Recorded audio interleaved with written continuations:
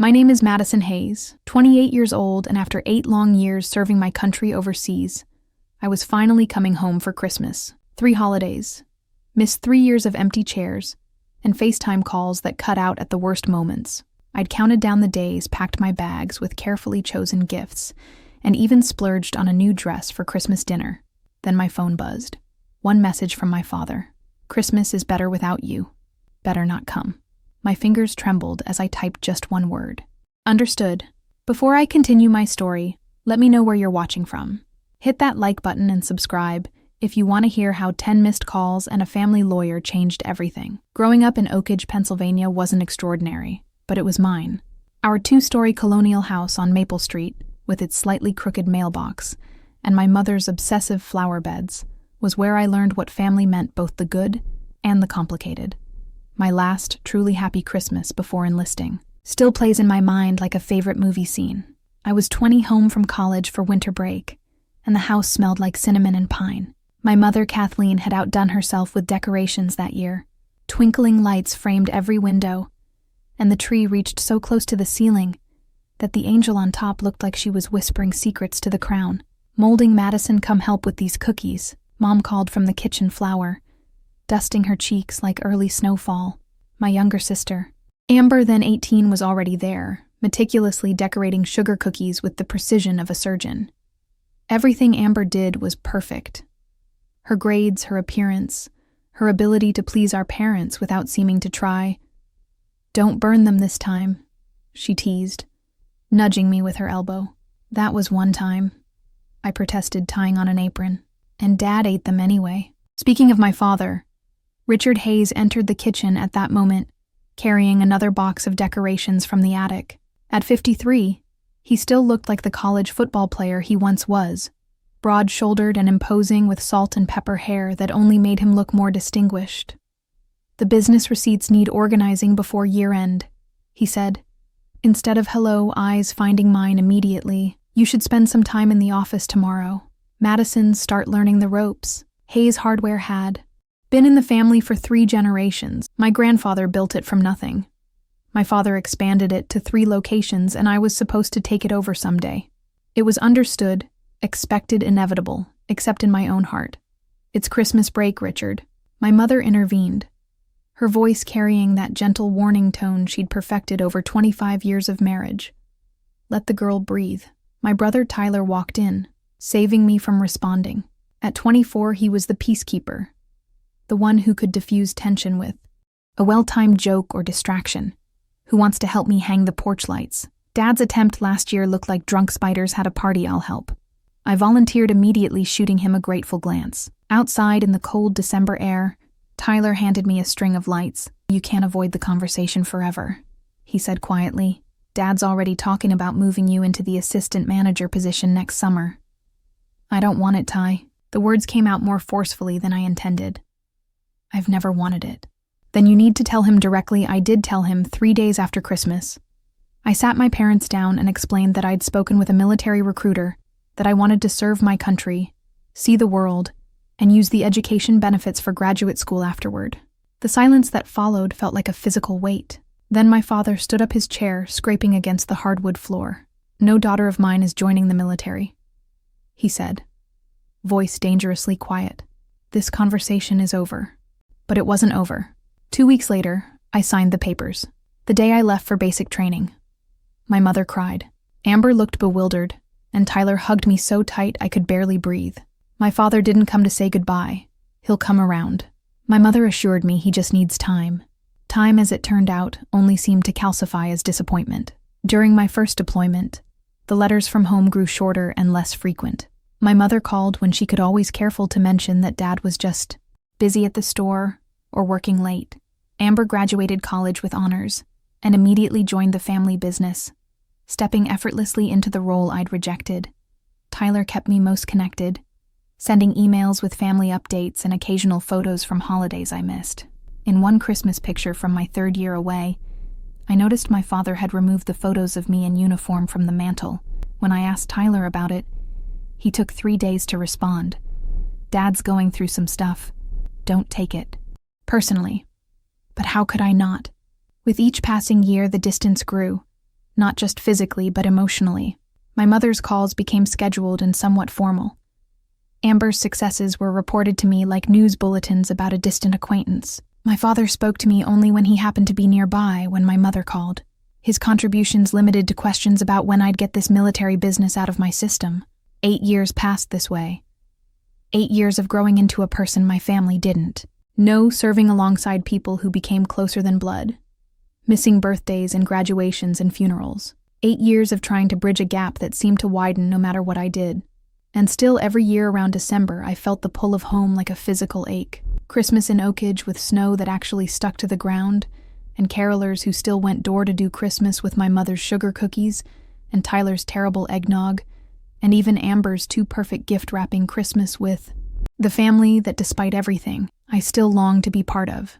So when my commanding officer approved my holiday leave for the first time in 3 years, the decision to go home felt both terrifying and inevitable. I was returning as a stranger, a ghost of the daughter and sister they'd once known, hoping to find my way back. The military changes you in ways civilians can never fully understand. You learn to sleep anywhere, eat anything, and function on minimal rest.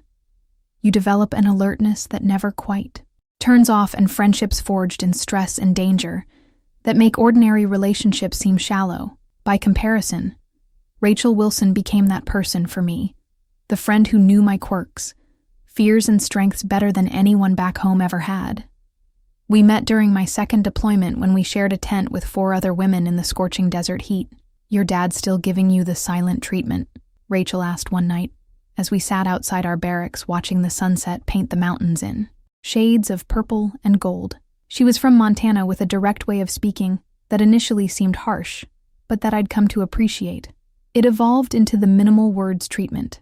I replied, scrolling through the brief text exchange I'd had with my father that week. Asked him how the business was doing. Got back fine. 1 word, no punctuation. Rachel shook her head. "Family is weird. Hayes, they can hurt you in ways strangers never could, because they know exactly where to aim." Profound, I teased, but she wasn't wrong. "My old man was the same way when I enlisted." She continued, "Didn't speak to me for 2 years. Now he wears a proud Army dad hat to the grocery store and tells everyone his daughter is a hero." What changed? Rachel's expression grew serious. "I nearly died. Convoy hit an IED. When he got that call saying I was in critical condition, suddenly all the stuff he was mad about didn't matter anymore. I didn't know then how prophetic her words would be. 3 months later, during what should have been a routine patrol, our vehicle hit a roadside bomb. The explosion is still a blur in my memory. Fragments of sound and sensation rather than a cohesive event. The ringing in my ears, the taste of dust and blood, the weight of equipment suddenly feeling like it was crushing me. I remember thinking with strange clarity, my father will hear about this from a stranger I survived with a concussion, minor shrapnel wounds, and a new perspective. Rachel wasn't so lucky. She lost part of her left leg below the knee.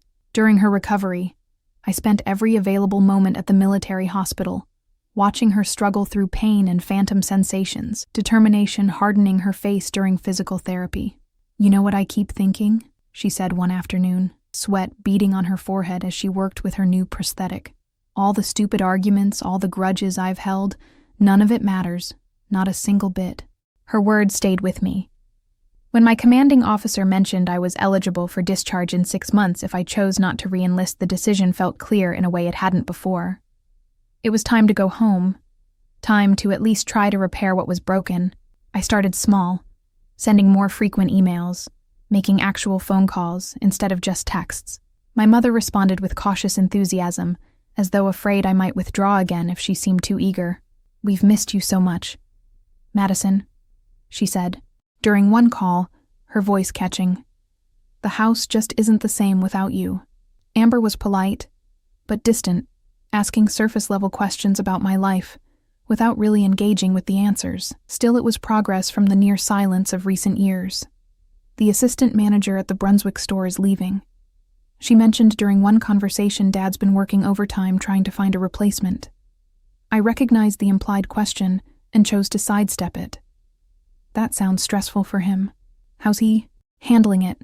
"Dad," she replied, which wasn't really an answer at all. Tyler was the most enthusiastic, immediately falling back into our old rapport as though the years and distance hadn't happened. "So you're really coming home for Christmas?" he asked when I finally told him my plans. "Man, Mom's going to flip in a good way." "What about Dad?" I couldn't help asking. A pause. "He'll come around. Just give him time when you first get here. He's had a rough year with the business and some health stuff." "Health stuff? Is he okay?" "Just some high blood pressure. Nothing serious," Tyler assured me. "But you know how he is. Won't slow down. Won't delegate. Having you home might actually be good for him, even if he doesn't realize it yet." My father himself remained a cipher. My attempts at conversation were met with brief responses, never initiating contact himself. When I explicitly mentioned coming home for Christmas, he replied, "Only your mother will be pleased." Not exactly a warm welcome, but not an outright rejection either. I chose to take it as tacit approval. The next few weeks passed in a flurry of preparations. I carefully selected gifts for everyone.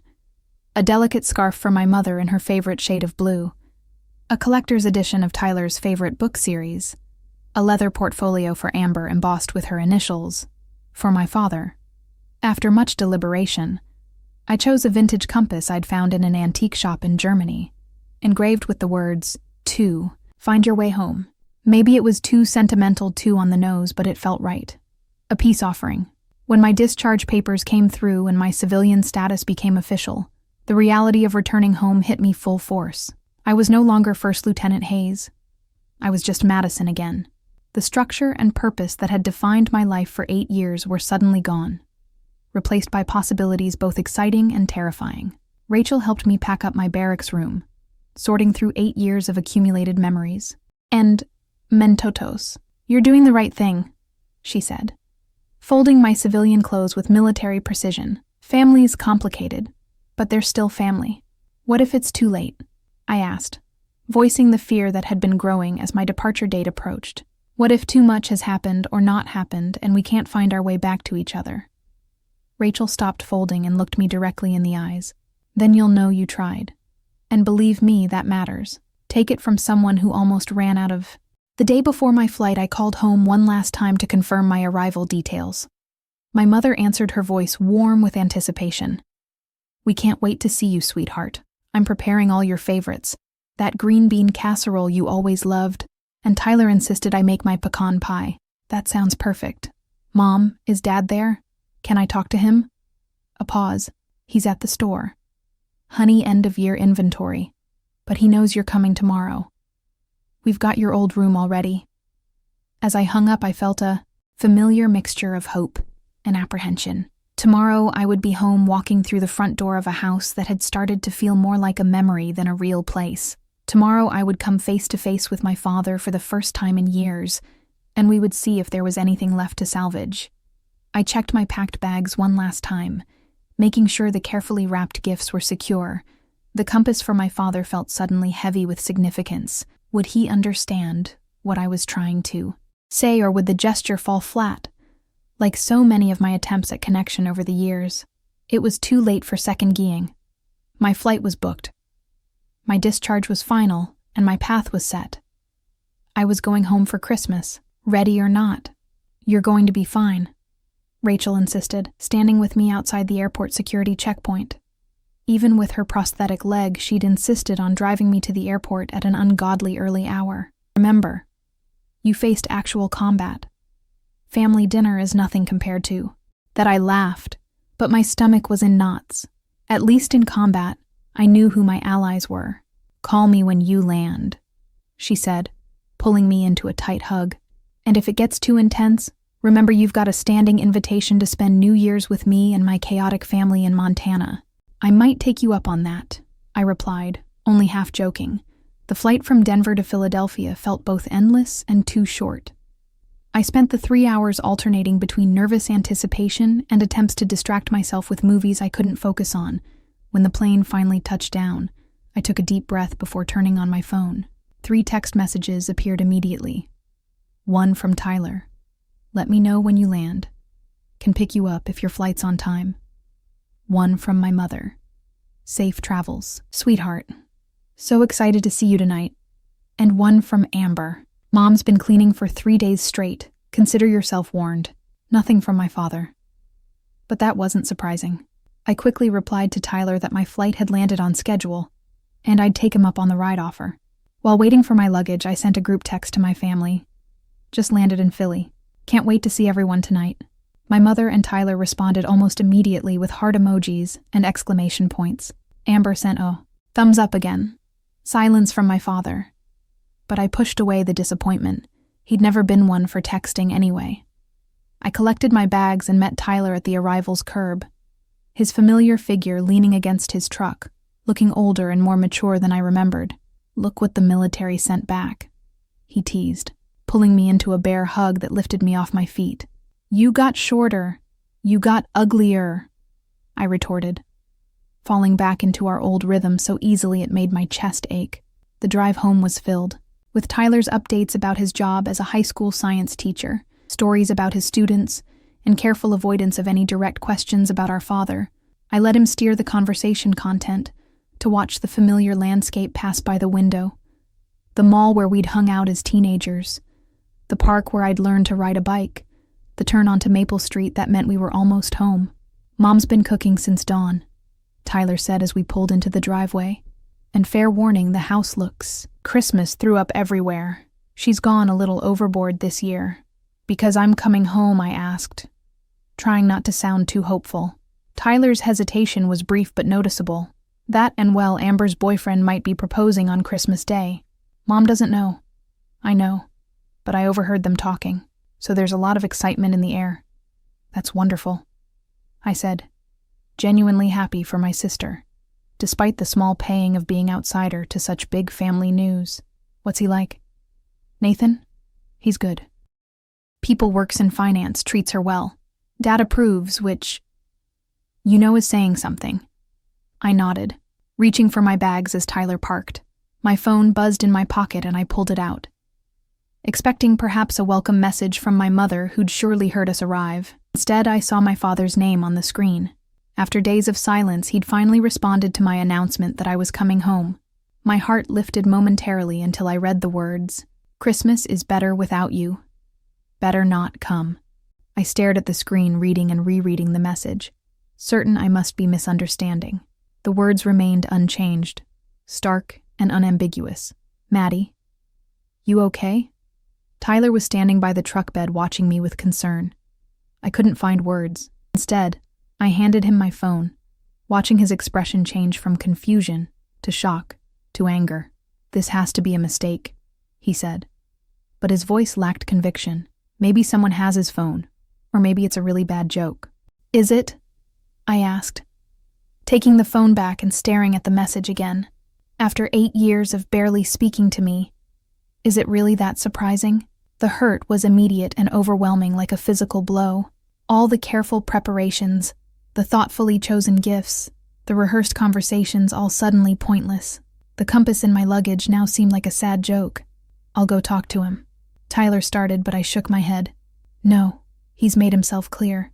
Pride rose up like a shield, protecting me from the full impact of the rejection. I'm not going to force myself where I'm not wanted. But Mom and Amber can visit me somewhere else. I finished firmly. I'm not ruining everyone's Christmas with this drama.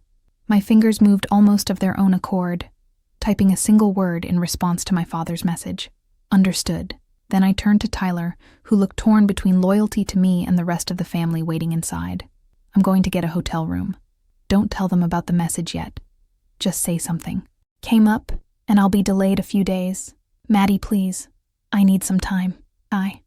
My military training kicked in, helping me compartmentalize the emotional turmoil and focus on immediate logistics.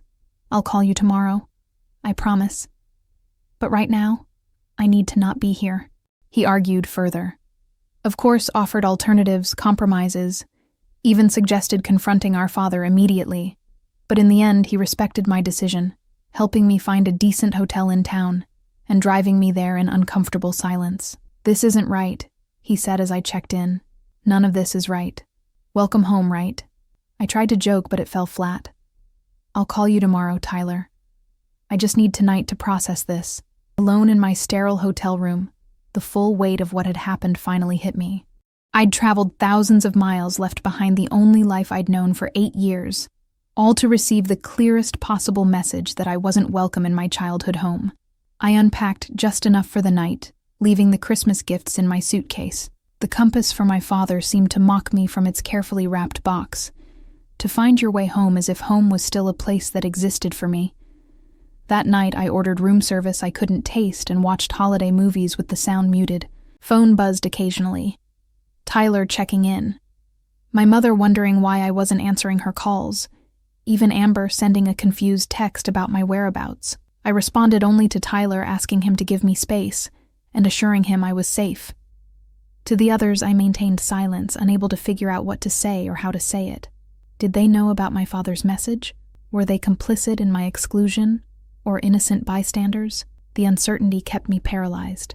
As Christmas Eve approached, I remained in limbo, extending my hotel stay and venturing out only for necessities. I avoided the parts of town where I might run into family or old acquaintances, keeping to anonymous shopping centers and chain restaurants where I could blend into the holiday crowds. Each night I checked my phone for any further communication from my father, an apology, an explanation, even a confirmation of his initial rejection. There was nothing but silence, which somehow hurt more than another hurtful message would have. I was a stranger in my hometown, more alone than I'd ever felt in foreign countries surrounded by actual strangers. At least there I'd had purpose and identity. Here I was just the daughter who'd been told not to come home for Christmas. 3 days into my self-imposed exile, I decided I couldn't spend another minute in the hotel room. The walls were closing in, and the cheerful holiday decorations in the lobby had become an exercise in emotional torture. I needed air movement, something to distract me from the constant replay of my father's message in my head. I bundled up against the December cold and headed to Riverside Park, reasoning that on a weekday morning it would be nearly empty. The familiar paths along the frozen river brought back memories. Summer picnics, learning to ride a bike, high school track practice. This town was imprinted on me, whether I wanted it to be or not. Lost in thought, I didn't notice the approaching figure until she called my name. Madison, Madison. Hayes, is that you? I looked up to see Jessica Parker, my best friend from high school, staring at me with delighted surprise. Her red hair was shorter now, and she pushed a stroller containing a bundled-up toddler. Jess, I said, genuine pleasure breaking through my gloom. It's been forever. 8 years, give or take. She agreed, hugging me awkwardly around the stroller. What are you doing here? I thought you were still overseas. Got discharged civilian life now. That's amazing. And just in time for Christmas with your family. She glanced around. Are they here too? The question hit like a punch to the stomach. No, I'm just getting some air. Jessica's brow furrowed. Wait, you're not staying with them. I thought. She stopped herself, looking uncomfortable. Thought what? She shifted, adjusting the blanket over her sleeping child. It's just, I ran into your dad at the hardware store yesterday. When I asked if he was excited about you coming home, he said you decided not to come for Christmas, after all, that you were too busy. The revelation shouldn't have surprised me, but somehow it still did. He said, I decided not to come. Jessica nodded clearly, sensing she'd stepped into complicated territory. He seemed disappointed. Said something about military life, changing people's priorities. A disbelieving laugh escaped me. That's not exactly how it happened. Her expression softened with concern. Did you want to talk about it?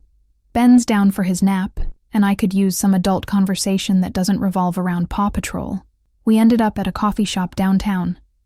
Jessica's son still sleeping peacefully in his stroller. Over steaming lattes, I told her everything, the years of strained communication, my decision to come home, and finally the devastating text message.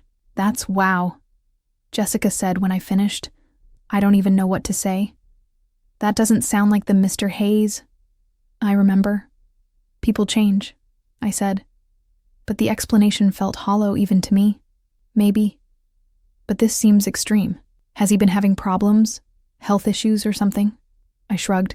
Tyler mentioned high blood pressure but said it wasn't serious. Thoughtful. Jessica looked. Now that I think about it, I heard my mom talking about your dad a few months back. Something about him not seeming like himself at the Chamber of Commerce meeting. More forgetful. She said he's only 61. I pointed out. Not exactly at the forgetful stage. True, she hesitated. There's something else you should probably know. Especially if you're planning to avoid your family while you're here. What's that? Your sister Amber is getting engaged on Christmas Day. It's supposed to be this big prize moment during dinner, but Nathan told my husband since they play basketball together. That's probably why the house is extra festive this year. Though Tyler had hinted at this hearing, it confirmed made it real. My sister's special moment. The culmination of a relationship I knew almost nothing about. And my father didn't want me there for it. So that's it. I murmured, pieces clicking into place. He doesn't want me stealing Amber's thunder. Jessica looked skeptical. By simply existing at a family dinner that seems extreme even for a protective dad. You don't know how things have been, I said. He's barely acknowledged my existence for years. This is just the logical conclusion. We parted ways with promises to meet again. Before I left town. Whenever that might be. Back in my hotel room, I turned over this new information, trying to make sense of it all. My father was actively lying about my absence, painting me as the villain in his narrative. Was it about Amber's engagement? Some lingering resentment? About my career choice? Or something else entirely? The next day brought another chance encounter. I'd ventured to a small bookstore on the edge of town, looking for something to occupy my evenings when I literally bumped into my mother's sister and Patricia Madison. She exclaimed, dropping the book she'd been examining. "What on earth are you doing here? Kathleen said you weren't coming until after New Year's." Another lie. The realization that my father's deception extended beyond a casual comment to an old acquaintance hit me hard. "There's been a change of plans," I managed, trying to keep my voice steady. And Patricia studied my face, her expression shifting from surprise to concern. "Is everything okay? You look upset." I'd never been particularly close to my mother's sister, but something about her genuine concern broke through my carefully maintained composure. To my horror, tears sprang to my eyes. "I don't think I'm welcome at home." I admitted the words painful to speak aloud. Her confusion seemed genuine. "What are you talking about?" "Your mother has been talking about your visit for weeks. She's decorated your old room and everything." In the bookstore's quiet reading nook, I showed her my father's message. Her shock appeared genuine. "This doesn't make any sense," she said. Rereading the text, Richard can be stubborn and old-fashioned, but this is like him at all. 8 years of barely speaking to me suggests. Otherwise, I pointed out Aunt Patricia's expression grew troubled. "I won't pretend your father hasn't been difficult about your military service. He's always been set in his ways, but this level of cruelty." She shook her head. "Something's not right here." She insisted on buying me lunch, and over sandwiches at the cafe next door, filled me in on family happenings I'd missed. My mother apparently kept my room exactly as I'd left it, refreshing the bedding seasonally, just in case Tyler had been dating a fellow teacher for almost a year. And Amber, the engagement is supposed to be a big surprise, and Patricia confirmed. Though I suspect Amber knows it's coming. That girl always was 2 steps ahead of everyone. "Do you think that's why Dad doesn't want me there?" I asked, to keep the focus on Amber. She considered this. It wouldn't be completely out of character for him to be overprotective of Amber.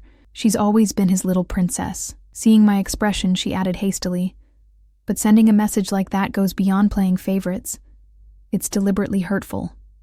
When we parted, she promised not to mention our meeting to my mother, though she clearly disapproved of the secrecy. "Family problems should be dealt with directly," she advised.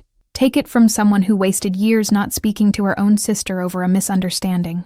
I returned to my hotel room with more questions than answers. The days crept by, Christmas Eve approaching with a sense of dread, rather than anticipation. I still hadn't responded to my mother's increasingly concerned messages, or Amber's confused texts. Only Tyler knew where I was and why, and he was clearly torn between respecting my wishes and pushing me to confront the situation. On the morning of the 5th day since receiving my father's message, everything changed. I woke to the insistent buzzing of my phone. Not the occasional text or call I'd been ignoring, but a continuous stream of notifications. 10 missed calls in the span of an hour. 3 from my mother, 2 from Amber, 4 from Tyler, and most surprisingly, 1 from a number labeled Hayes Family Lawyer. Before I could process this barrage, my phone rang again. "Tyler, something was very wrong." I answered on the 3rd ring, my heart pounding. "Tyler, what's going on?" His voice came through, breathless and strained. Dad's in the hospital. Heart attack. It's bad, Maddie. The world seemed to tilt slightly. Despite everything, the news hit me like a physical blow. When what happened? Last night, he was at the store late doing inventory. The night security guard found him. Tyler's voice cracked. He's stable now, but it was touch and go for a while. The doctors say he's not out of the woods yet. I sat down heavily on the edge of the hotel bed. I'm so sorry, Ty. That's awful. There's more. He took a deep breath. Mom was looking through his phone to call some business contacts, and she saw the message he sent you.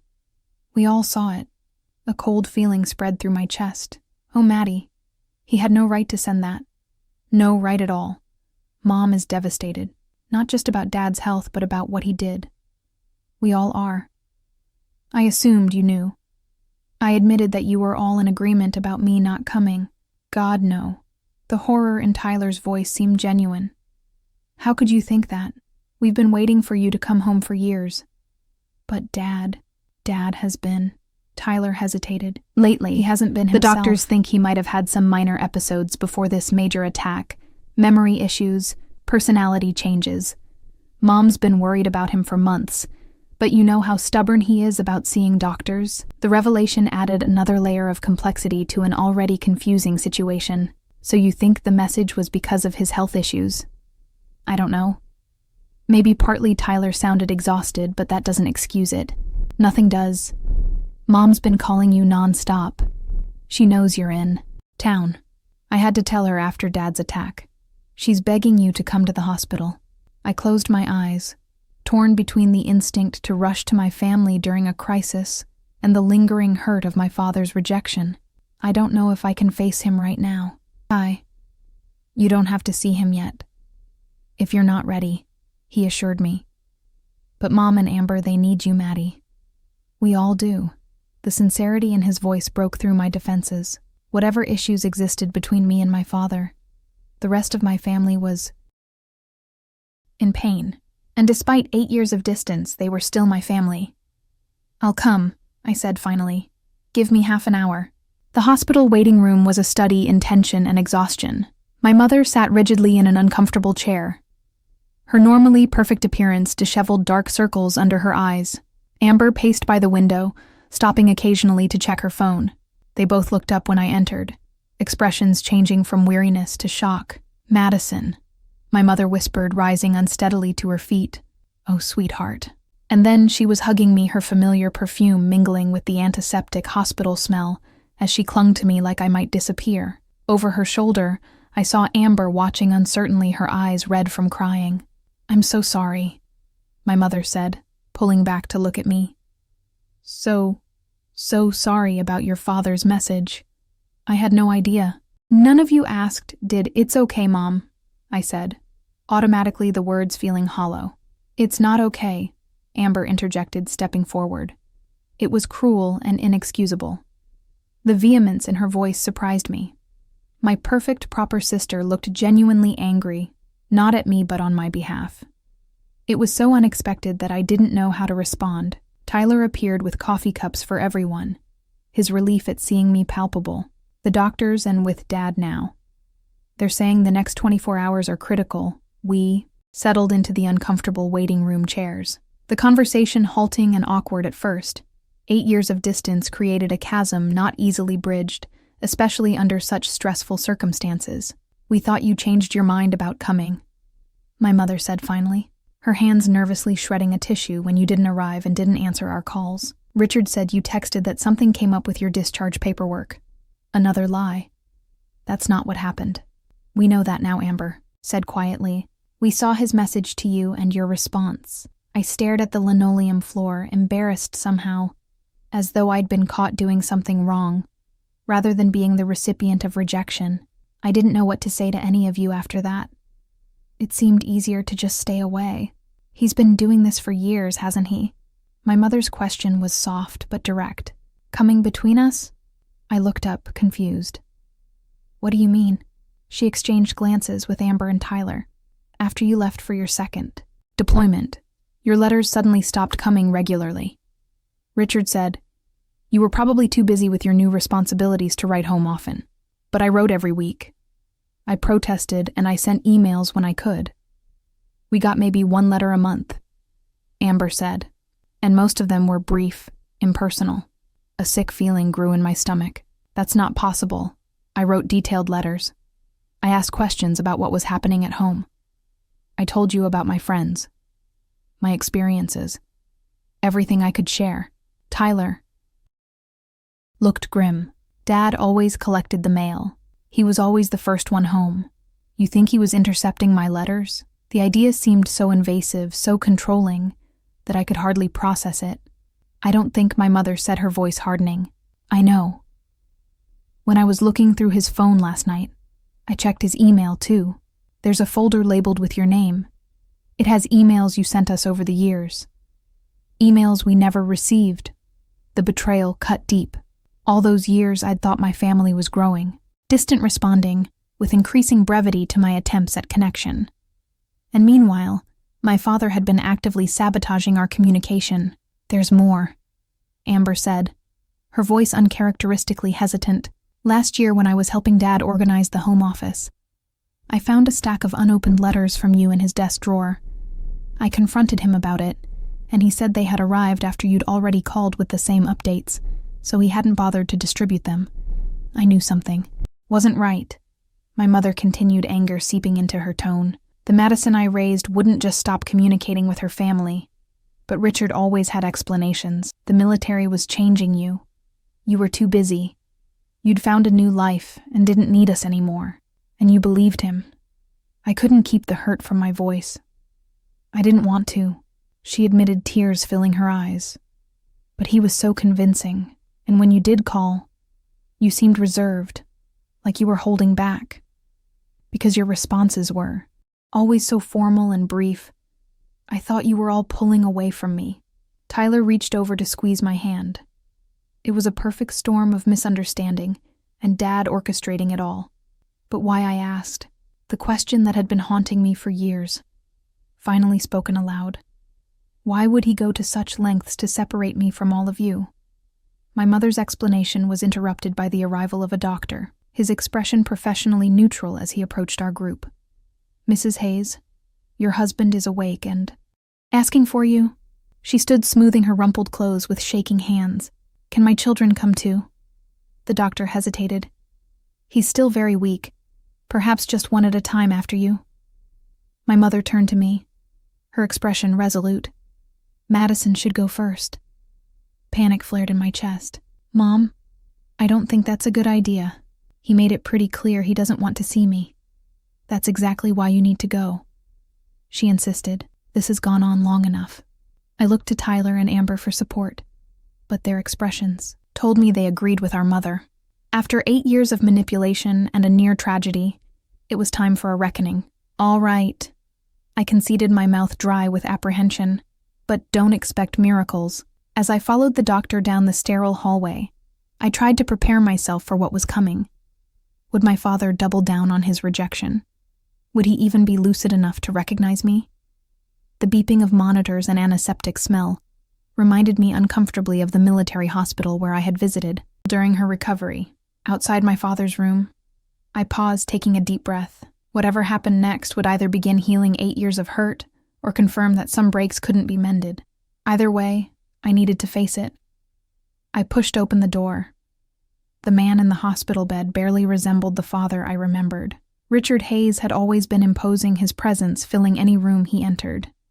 Now he looked diminished, gray-faced, and connected to a tangle of monitors and 4 lines. His eyes were closed when I entered, and for a moment I thought he might be asleep. Kathleen. His voice was a rasp, his eyes opening to thin slits. It's Madison, Dad. I moved closer, hovering awkwardly at the bedside, unsure whether to sit or stand. His expression shifted through confusion, shock, and then something I couldn't quite identify. Guilt, perhaps, or fear. Madison. He repeated as though testing the sound of my name. You came. Mom asked me to. After what? He closed his eyes briefly. I didn't think you would. Silent, I remained. The words I'd rehearsed in my head during countless imagined confrontations suddenly inadequate in the face of his frailty. Sit, he said finally, gesturing weakly to the chair beside the bed. If you're going to yell at me, I'd prefer you do it. Sitting down makes me feel less at a disadvantage. Despite everything, a small smile tugged at my lips. I'm not going to yell at you. You just had a heart attack might finish the job. Then his attempt at humor fell flat. The reality of his condition, too. Serious for such jokes. I sat maintaining a careful distance. Up close, I could see how much he'd aged. The lines around his eyes deeper. His hair now more white than gray. 8 years had changed us both. They found the message. I said finally, the one you sent me. They know I didn't choose to stay away. Something like shame crossed his face. I wasn't thinking clearly. And were you not thinking clearly when you intercepted my letters too? Or deleted my emails or lied to everyone about what I said? His eyes widened slightly. They told you? Yes, Dad, they told me. 8 years of manipulating my relationship with Mom, Tyler and Amber. 8 years of making me think my family was drifting away from me when it was you all along. The anger I'd promised not to express seeped into my voice despite my best efforts. I want to know why. He looked away, his gaze fixing on the window where winter sunlight cast weak patterns on the sterile floor. I was afraid he admitted the words seeming to cost him. Of what? Losing you. His eyes met mine again, and to my shock they glistened with tears. When you first joined the military, I was angry.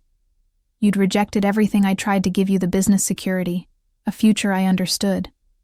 But then you were deployed, and the anger turned to fear, constant grinding fear. I remembered my mother's words about his brother lost to another long-ago war. Your brother Eric died in Vietnam, 22 years old. He nodded slightly, but it wasn't just that. My father, he served in World War II, came back a different man, distant, cold, violent sometimes.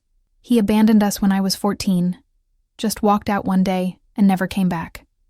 This was family history. I'd never heard revelations that cast my father's behavior in a new, if not excusable light. So when I got your first letter describing a firefight you'd been in, my voice faltered. I couldn't bear it. Couldn't bear to share that fear with your mother, to watch her go through what my mother went through. So I edited the letter, took out the frightening parts, told myself I was protecting them. And then you just kept going. I supplied, beginning to understand the twisted logic that had guided his actions. Editing turned to intercepting, turned to lying. He nodded, shame evident in his expression. It was wrong, I know that, but each step seemed necessary at the time. Each lie required another to maintain it. And then you started pulling away, which was exactly what I was trying to prevent, because I thought my family didn't want to hear from me. The irony was almost too much to bear. Every brief response, every unanswered question confirmed what I feared, that I'd become a stranger to you. All I never meant for that to happen, he said quietly. I just wanted to keep you safe, to keep all of us safe by destroying our relationship. Great plan, Dad. He flinched at my sarcasm but didn't argue. The doctors think I've been having minor cardiac episodes for months, affecting my judgment, my memory. But that's no excuse for that text message. When Amber told me she thought her boyfriend was going to propose on Christmas, something just snapped in me. All I could think was that you were coming home to danger, emotional danger, not physical. But my mind couldn't separate the two anymore, so you decided to hurt me first. I concluded, push me away before I could be hurt. It sounds insane when you say it like that. It was insane, Dad, and cruel. We sat in silence for a long moment. The only sounds, the steady beeping of monitors and the muffled hospital announcements from the hallway I don't expect. You to forgive me, he said finally. What I did, it can't be undone with an apology. No, it can't, I agreed. 8 years of manipulation doesn't disappear because you say you're sorry. He nodded, accepting this for what it's worth, and I know it's not worth much right now. I am sorry, Madison, more than I can express. Another silence fell between us, heavy with years of misunderstandings and deliberate deceptions. Part of me wanted to walk out to tell him that some breaches of trust couldn't be repaired, but another, the part that remembered him teaching me to ride a bike, cheering at my high school graduation, hugging me fiercely the day before I left for basic training, that part couldn't quite let go. The family lawyer called me. I said, changing the subject slightly. Why? A look of confusion crossed my father's face. Martin called you. I didn't ask him to. Well, he did. Left a message about needing to speak urgently. Understanding dawned in my father's eyes. That would be about the will. I changed it after you. Enlisted. Removed you as a beneficiary. The revelation stung, though it wasn't entirely surprising. Another punishment for choosing my own path. Another mistake. He corrected quietly. One I plan to fix. When I saw Martin last week, I've been doing a lot of thinking lately, even before this. He gestured at the hospital equipment surrounding him, about the kind of father I've been, the kind of man. A knock at the door interrupted us. A nurse entered, followed by my mother, whose anxious gaze darted between us as though checking for signs of conflict. "Everything okay in here?" she asked cautiously. I stood, needing space from the intensity of the conversation. "We were just talking." "Dad can fill you in, Madison," my father called as I reached the door. I turned one hand on the doorknob. "Will you come back later? There's more I need to say." I hesitated, torn between self-protection and the pull of potential reconciliation. "I'll think about it." In the hallway, I leaned against the wall, overwhelmed by the revelations and emotions of the past hour. My father's actions had been inexcusable, born of fear, twisted into control, and yet seeing him so diminished, hearing the regret in his voice made it impossible to maintain the righteous anger that had sustained me for days. Tyler found me there, offering a cup of terrible hospital without comment. "How much did you know?" I asked after taking a sip. "About Dad's interference, I suspected something wasn't right." He admitted, "The few times I visited you during leave, the Madison I saw didn't match the distant, uninterested sister Dad described in your supposed messages, but I never imagined the extent of it." He says the doctors think his health affected his judgment recently. Tyler nodded. "They mentioned the possibility of TAS, many strokes that can cause personality changes, impaired decision-making. But that doesn't explain 8 years of manipulation." "No, I agreed. That was just Dad being Dad, controlling, afraid of what he couldn't understand or manage." We were interrupted by the arrival of a distinguished older man in an expensive suit. Martin Collins, the Hayes family lawyer for as long as I could remember. His expression brightened when he saw me. "Madison, thank goodness I've been trying to reach you." He extended his hand, which I shook automatically. "I'm so sorry about your father's condition. How is he doing?" "Stable," Tyler answered. "The doctors are cautiously optimistic." Martin nodded, relieved. "That's good to hear. I hate to discuss business at a time like this, but your father was quite insistent when he came to see me last week. He wanted changes made to his will and various legal documents immediately." "Changes," I repeated, confused. "He just told me he planned to see you about changes, but hadn't yet." The lawyer shook his head. "No, he definitely came in last Tuesday afternoon. Spent nearly 2 hours reviewing everything he was particularly focused on, reinstating you as a beneficiary and adding you back to the business succession plan." I stared at him, trying to process this information. "Are you saying he already changed his will to include me again? Before his heart attack? Before my visit was even confirmed?" "Yes, indeed. He was quite determined about it. Said he'd made a terrible mistake and needed to fix it before it was too late." Martin studied my face. I gathered there had been some estrangement, but he seemed genuinely remorseful. Tyler squeezed my shoulder. "See, he was trying to make things right even before all this happened." The revelation cast my father's text message in an even more confusing light. If he'd already taken steps to reconcile legally, why send such a hurtful message days later? The doctors mentioned his judgment might have been affected by many strokes. I said slowly, "Could that explain the contradiction?" Martin looked thoughtful. "I'm not a medical professional, of course, but your father did seem somewhat disoriented during our meeting. He kept losing his train of thought, then becoming frustrated with himself. I assumed it was the emotional nature of our discussion. But in light of his current condition, it didn't excuse what he'd done, but it offered a possible explanation for the escalation from long-term manipulation to outright cruelty. The father who'd carefully ensured I was written back into his will was not the same father who'd texted me, "Not to come home, I should get back to your mother," Martin said, checking his watch.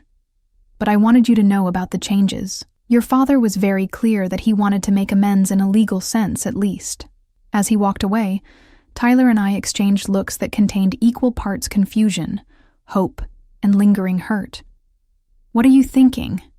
he asked. "I'm thinking." I paused, trying to sort through the tangle of emotions. "I'm thinking that nothing is as simple as it seemed 5 days ago, or even 5 hours ago." "Welcome to family," Tyler said with a wry smile. "It's never simple, just occasionally worth the complications." As we rejoined Amber in the waiting room, I found myself cautiously open to the possibility that he might be right. Christmas Eve in a hospital waiting room wasn't what any of us had planned. The fluorescent lights and antiseptic smell were a far cry from the warm glow of the family Christmas tree and my mother's cinnamon apple potpourri. Yet as the four of us, my mother, Tyler, Amber, and I, gathered in the small private room the hospital staff had found for us, there was an unexpected intimacy to our improvised celebration. "I brought these from home," my mother said, pulling carefully wrapped packages from a tote bag. It didn't seem right to postpone completely. She'd brought a box of her famous sugar cookies, slightly crumbled from the journey, but still bearing their meticulous decorations. Tyler contributed a thermos of eggnog, only slightly spiked. It's still a hospital. And Amber had managed to find a tiny artificial tree in the hospital gift shop, now adorned with paperclip angels and tongue depressor stars, created by a helpful pediatric nurse. It was simultaneously the strangest and most genuine Christmas gathering I could remember. "Dad's stable enough to be moved out of ICU tomorrow," Amber reported after a call with his doctor. "They're still concerned about possible neurological effects from the TIA, but his cardiac function is improving." That's wonderful news," my mother said, the relief evident in her voice despite her exhaustion. She turned to me, her expression softening. "Madison, I know this isn't the homecoming any of us imagined, especially after everything you've learned." I shook my head, still processing the revelations of the past 24 hours. "I don't even know how to feel about it all yet, Mom. 8 years of thinking my family was drifting away from me, only to find out Dad was systematically ensuring exactly that. It's a lot to take." "In for all of us," Tyler agreed, finding out we've been manipulated, that the distance we felt wasn't real but manufactured. I'm still trying to wrap my head around it. Amber, who had been uncharacteristically quiet, finally spoke up. I knew something wasn't right. Her voice was soft, but firm. "Those times I called you, and the conversation felt awkward, stilted, it never made sense. The Madison who left for the military wasn't someone who would just stop caring about her family. But Dad was so convincing when he'd say things like, 'She's moved on,' or 'The military is her family now.' Why didn't you say something?" I couldn't keep the hurt from my voice. I tried a few times, but Dad always had explanations, and Mom was so sensitive about the whole subject. She glanced apologetically at our mother, and then I found those letters in his desk, and I knew for sure something was wrong. But by then it had been years, and I didn't know how to fix it. None of us did. My mother said, reaching across to take my hand. "We let fear and misunderstanding keep us apart. But that ends now." Her grip tightened. "Whatever happens with your father, whatever you decide about your relationship with him, I want you to know that you always have a place in this family. Always." The sincerity in her voice brought tears to my eyes. "I've missed you all so much," I admitted, even when I was angry, even when I thought you didn't want me around. "I missed you." Tyler raised his paper cup of eggnog to family reunions, better late than never. We all touched cups in a makeshift toast, the simple gesture somehow more meaningful than any elaborate Christmas tradition. Later that evening, after my mother and Amber had gone to get some rest at home, I found myself alone in my father's hospital room. He was sleeping. The harsh overhead lights dimmed his face, relaxed in a way it hadn't been during our earlier confrontation. I sat quietly watching the steady rise and fall of his chest, thinking about the contradictions of the man before me. The father who had been so proud at my high school graduation. The businessman who couldn't understand why his daughter wouldn't want the security of a family enterprise. The frightened son of a World War II veteran who associated military service with loss and trauma. The manipulative parent who had systematically isolated me from my family. The regretful man who had changed his will to include me again before my visit was even confirmed. Which version was the real Richard Hayes? Perhaps all of them. He stirred, eyes opening slightly. "Madison, you came back." I said I would think about it. I replied. "I thought about it. He attempted to sit up straighter, wincing at the effort. I've been thinking too, about what I need to say to you, Dad. You don't have to. I do. His voice was stronger now, more like the father I remembered. What I did was unforgivable. Not just the text message, but all of it. The letters, the emails, the lies. I told myself I was protecting the family, but I was really just trying to control a situation that frightened me. I was a coward. Madison. The admission. So at odds with the strong, confident father I'd grown up with took me aback. I don't expect forgiveness, he continued. I'm not even asking for it. But I want you to know that I am proud of you, of the woman you've become, the service you've given. I've never said that, and I should have every day for the past 8 years I should have said it. I sat with his words, neither accepting nor rejecting them. Yet, why did you change your will last week, before you knew I was definitely coming home? He looked surprised that I knew. About that, Martin told you. Good. I was afraid? He gestured at the hospital equipment. I was afraid I wouldn't get the chance to tell you myself. He paused, gathering his thoughts. I changed it, because it was wrong. Simple as that. I'd been having these episodes, moments of clarity, where I could suddenly see what I'd done to our family. To you, I needed to fix what I could while I could. And then you sent that text. His expression clouded with shame. The doctors think it was another TI, a more severe one. They say it can cause irrational behavior, personality changes. But that's an explanation, not an excuse. The cruel message I sent came from somewhere inside me. Episode or not. The honesty of this admission affected me more than any apology could have. Not justification, not deflection, just acknowledgement of the harm he'd caused. I don't know if we can fix this, Dad, I said honestly. There's been too much damage, too many years lost. I know, he nodded slowly.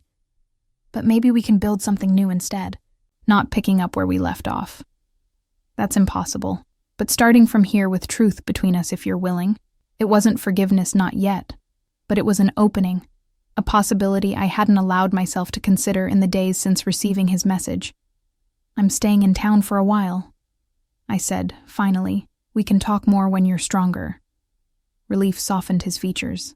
I'd like that. The next morning, Christmas Day, brought an unexpected gathering. My father had been moved to a regular room as well. Conditions stabilized enough that the doctors permitted a brief family visit.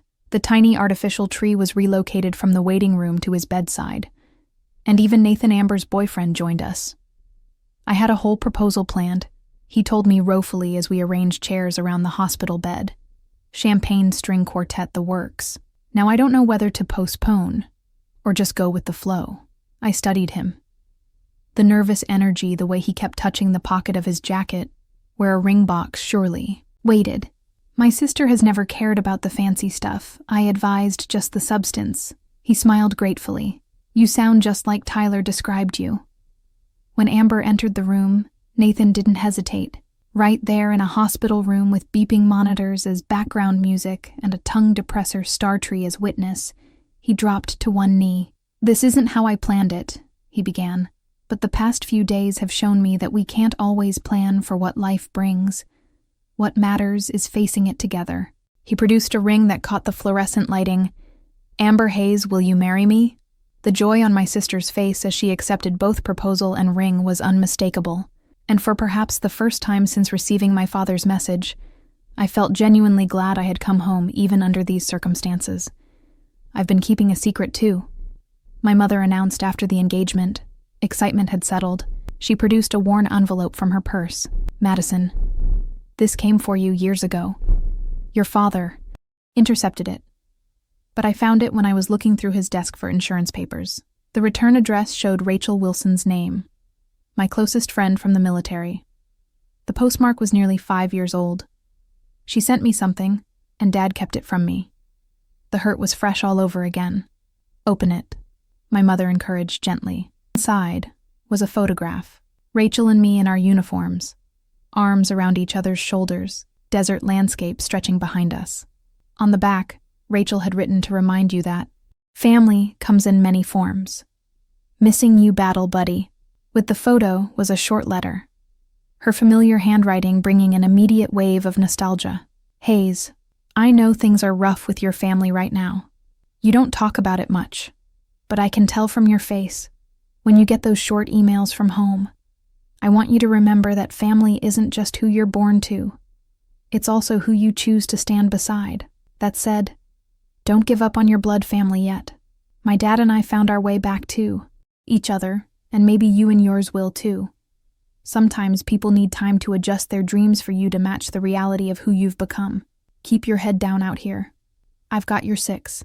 Rachel. The words written years ago felt eerily prescient. Now I looked up to find my family watching me with varying expressions of concern and hope. She was right, I said finally about all of it. The following weeks brought a new routine. My hotel room was abandoned in favor of my old bedroom at home. Preserved, just as my mother had said. My father's recovery progressed slowly but steadily, with physical therapy and neurological follow-ups filling our days. The family lawyer Martin helped us untangle the legal aspects of my father's manipulation, ensuring that communication channels couldn't be intercepted again. Most importantly, we really talked as a family about the years of separation, the misunderstandings, the hurt on all sides about my experiences in the military stories I tried to share in.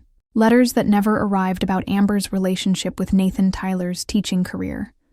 My mother's loneliness during my absence. We also talked about the future. My discharge from the military had left me at a crossroads unsure of my next steps. To my surprise, it was my father who suggested a possibility I hadn't considered. The Brunswick store needs a manager, he said during one of our now regular conversations at his bedside. Someone with leadership experience, organizational skills, someone who can think on their feet. Are you offering me a job, Dad? I asked, bemused by the reversal of our positions from 8 years ago. I'm suggesting a possibility, he clarified. No pressure, no expectations, just an option if you're interested. The business has always been there for any of you who want it. Not just who I decided should have it. I didn't accept immediately, needing time to consider whether rejoining the family business would be a step forward or backward. But the offer itself represented a fundamental shift in our relationship from control to choice, from obligation to opportunity. As January arrived, and my father was finally discharged from the hospital, our family gathered once more at the house on Maple Street. The Christmas decorations were still up, the presents still wrapped and waiting under a tree that had somehow survived without dropping all its needles. Better late than never, my mother declared, as we finally exchanged the gifts that should have been opened weeks earlier. When my father unwrapped the vintage compass I'd brought from Germany. His eyes filled with tears at the inscription, "To find your way home." I wasn't sure I'd still want to give it to you. I admitted after everything that happened, but it feels right now. Thank you, he said simply, holding the compass carefully as though it might break. I'll try to live up to it. That evening, as we sat around the living room with mugs of hot chocolate and the comfortable exhaustion that follows emotional catharsis, I realized something important. The family I'd returned to wasn't the idealized version I'd carried in my memories during 8 years of service. It was messier, more complicated, marked by human frailty and the capacity for both harm and healing. But it was real, and for the first time in years it was truly mine to claim. The road ahead wouldn't be easy. Trust once broken doesn't mend overnight. The habits of distance and defensive barriers couldn't be dismantled in a few weeks of reconciliation. My father's health remained a concern, and the neurological effects of his minstrokes meant our relationship would always carry an asterisk of uncertainty. Yet, as Rachel had written years ago, family comes in many forms. Sometimes it's the people who stand beside you in danger. Sometimes it's the people who share your blood but need to relearn how to share your life. Sometimes it's both, and more. Besides, I looked around at the faces of my family, tired but present, damaged but healing, and recognized the truth. Coming home isn't about returning to a place that remains unchanged in your absence. It's about finding where you belong in the present moment, with all its imperfections and possibilities. And for now, at least, I was exactly where I needed to be. Have you ever experienced a family misunderstanding that took years to resolve, or received a message that completely changed your perspective on a relationship?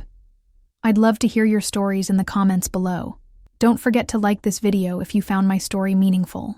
Subscribe for more real-life experiences, and share with someone who might need to hear that family reconciliation is possible, even after years of hurt. Thank you for listening. And remember, sometimes the hardest journeys lead us exactly where we need to.